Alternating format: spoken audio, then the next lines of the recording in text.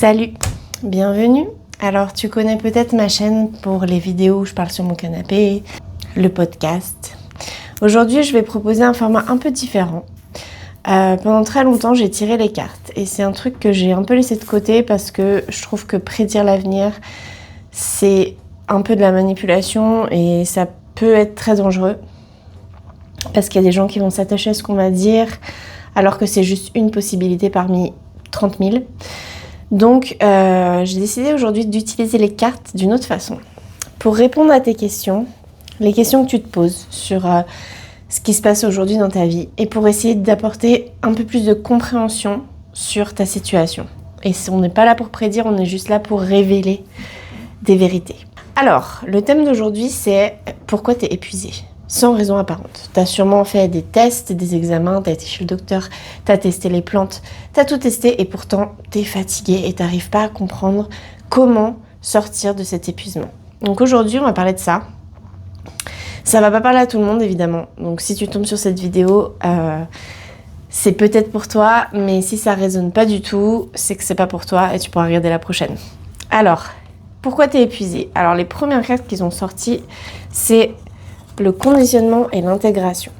Donc, il y a quand même un thème général sur la famille et sur le conditionnement.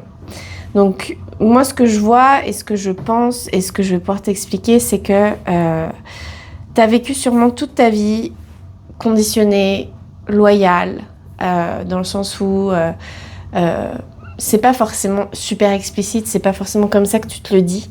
Par contre, ce qui est clair, c'est que tu vis attaché à ta famille, tu vis attaché à ton éducation. Il y a peut-être une partie de toi qui se dit mais j'ai pas trop envie de les critiquer parce qu'ils ont fait de leur mieux.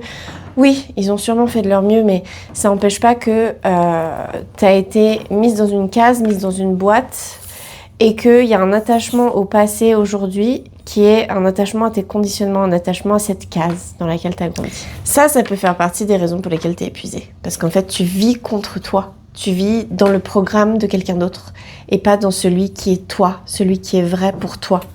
Tu vis avec une loyauté peut-être à ta mère qui a jamais fait ce qu'elle avait envie de faire et du coup, elle a projeté sur toi ses propres idées, ses propres envies. Tu vis peut-être dans l'ombre d'un père qui s'est pas engagé dans sa famille, qui s'est pas impliqué. Et du coup, ça te fait répéter des situations aussi avec les hommes. Bref, peu importe c'est quoi la vraie situation que tu vis, je peux pas le savoir, mais ce que je vois, c'est que le conditionnement, la projection, l'attachement à cette famille, aux choses qui se passent et qui doivent se passer, c'est comme ça. C'est comme ça qu'on fait dans notre famille. Ça fait qu'aujourd'hui, tu vis contre toi. Tu vis dans une boîte qui est trop petite pour toi.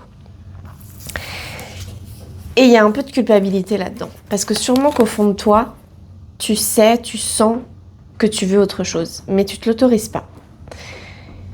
Et on ne parle pas forcément de carrière, on peut parler aussi de choix de vie de façon générale. Peut-être que tu auras envie de déménager, peut-être que tu auras envie de vivre une toute autre vie, mais tu le fais pas parce que tu es loyal à cette famille, à cet attachement, à ces conditionnements, à la vie qu'on a tracé pour toi, finalement. C'est pas juste pour toi et surtout, ça t'empêche d'intégrer qui tu es vraiment. Ça t'empêche de prendre du temps pour toi. Peut-être que là, moi je vois, il y a un truc avec la productivité, peut-être que tu te sens... tu sens que tu dois toujours faire. Et si tu t'autorises à ralentir et à te reposer, c'est la fin du monde. Peut-être que tu as été éduqué dans une... Il y a une notion de sacrifice, se sacrifier pour la famille, se sacrifier pour les autres, se sacrifier tout simplement parce que c'est comme ça. Travailler dur, travailler toujours plus, jamais s'arrêter. Et tu te sens coupable de ça parce que tu te sens coupable quand tu t'arrêtes. Tu te sens coupable, tu as sûrement déjà fait un burn-out et tu te sens coupable d'avoir fait un burn-out. Tu te sens coupable de pas être assez forte, tu te sens coupable de pas réussir à travailler 60 heures par semaine comme faisaient tes parents. Tu te sens coupable de pas réussir à tout sacrifier. Et ça, c'est une partie de toi. Mais il y a une autre partie de toi qui veut autre chose, mais qui se l'autorise pas parce que tu es attaché à cette boîte. Tu vois, sur cette carte, il y a vraiment une boîte. La tête dans une boîte. T'es attaché à cette boîte pour plein de raisons, sûrement parce que déjà c'est comme ça que tu as grandi, c'est comme ça que tu t'es construite, c'est aussi sûrement une partie de ton identité. Et la lâcher aujourd'hui, ça voudrait dire renier tes parents. Alors je vais t'expliquer tout de suite un truc, ça veut pas dire ça. C'est pas parce que tu t'autorises quelque chose de nouveau, que tu fais la vie que tu as toujours voulu faire, que tu renonces à cette loyauté familiale, que c'est négatif et que ça veut dire que tu rejettes ta famille. Ça veut juste dire que tu t'émancipes, ça veut juste dire que tu grandis, parce que t'es pas une projection et t'es pas une extension de ta famille. Tu es une personne entière et tu as le droit d'avoir tes propres ambitions, tes propres envies. Donc ça, c'est une des premières raisons pour lesquelles c'est sûrement la plus grosse raison pour laquelle t'es épuisée. C'est pas un épuisement physique, on est vraiment dans un épuisement mental. C'est ce qui tourne en fond de tiroir. Peut-être que t'es même pas consciente de ce qui se passe en toi. Peut-être que c'est juste, tu dors mal, tu te réveilles la nuit, tu fais des rêves bizarres. T'es tout le temps fatigué parce que ça tourne au fond, ça tourne dans ton inconscient et il y a une lutte, il y a une bataille qui se passe en coulisses entre ton âme, ce que veut ton âme, ce que tu veux au fond de toi et ce qu'on t'a appris à vouloir.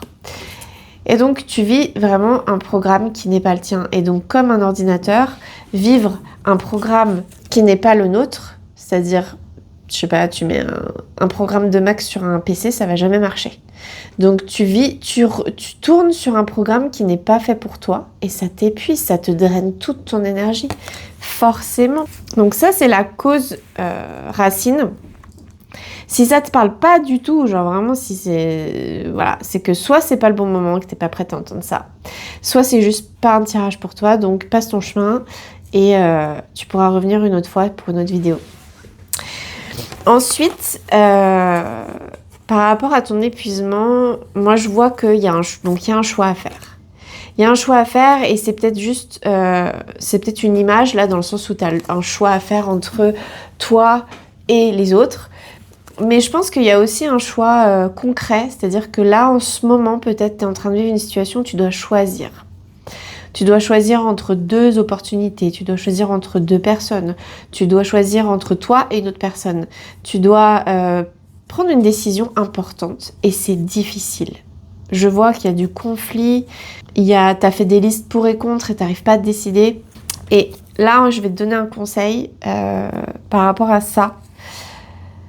Vu que t'es épuisé, c'est évident que tu n'arrives pas à prendre de décision et surtout parce que, en fait, au final, au fond, tu sais pas exactement qui t'es puisque t'as grandi sur un programme qui est pas le tien. Et encore aujourd'hui, à 30 ans passés, tu vis encore sur ce programme. Donc forcément, il y a des choses en toi que tu connais pas. Il y a des choses que tu n'as pas explorées, tu sais pas exactement. Dans ces cas-là, comment tu peux faire un choix en conscience? C'est impossible, c'est pour ça que tu es bloqué, c'est pour ça que tu procrastines.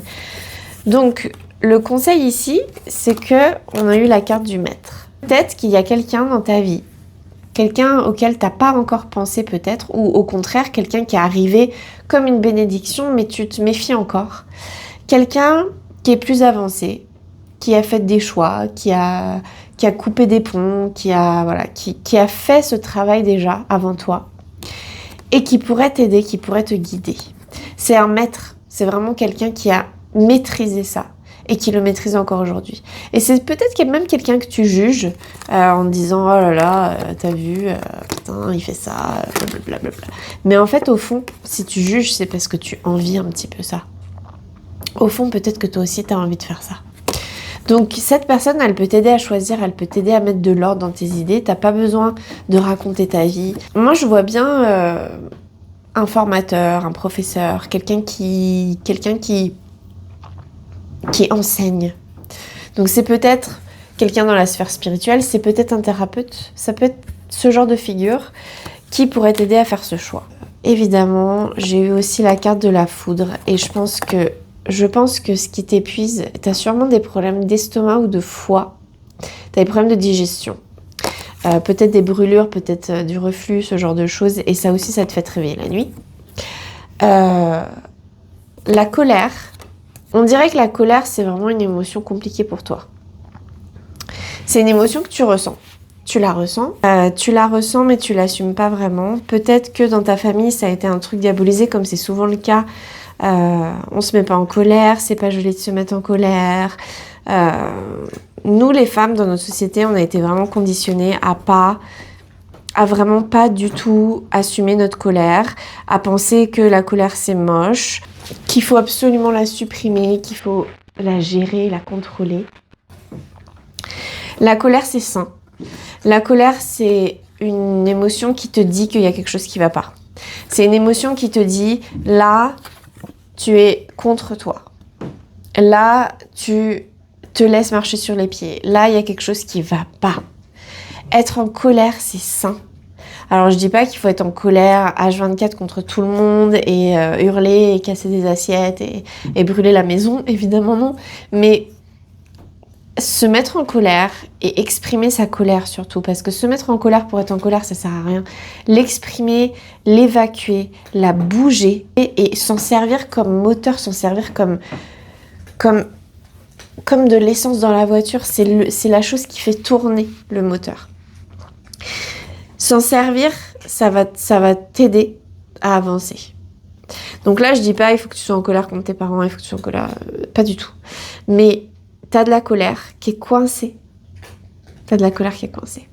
D'ailleurs, je t'invite à consulter mon compte Instagram pour des mouvements qui aident là-dessus. Et t'as le droit d'être en colère parce qu'il se passe des choses qui sont pas justes et c'est normal. Mais si tu veux prendre confiance en toi, il va falloir que tu commences à te connaître. Il va falloir que tu sors des conditionnements, que tu sortes de la boîte et que tu acceptes tes émotions. Que tu acceptes qui tu es.